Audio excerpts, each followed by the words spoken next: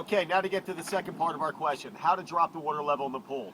For starters, always shut the filter equipment off before changing any valve positions. The side of the system that we need to address is the suction side. That controls both the center drain at the bottom of the deep end and both topside skimmers. Before we can get started, we need to turn off our topside skimmers because we want to draw the water from the bottom of the pool.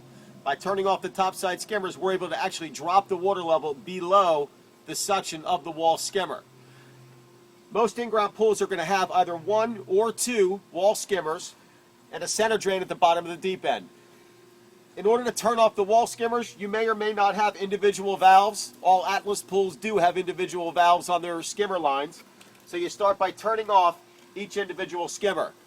To ensure that we do seal the suction side from the skimmers, you would also want to rotate your three-way valve to the off position where you're also closing off the suction from the skimmers.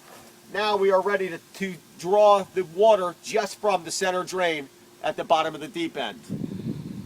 Before turning the system back on, the next valve that has to be changed is your multi-port valve. When you want to drop the water level in your pool, you want to rotate your multi-port valve to the waste position. Remember, water does come out of the system when you put the valve in the backwash position, but in order to drop the water level, we want to go in the waste position, and what that does is avoid the water traveling through the sand. Essentially, we are just going to draw the water from the bottom of the deep end, up through the pump, through the valve, and right out. That's the most effective way to drop the water level below the skimmer prior to closing.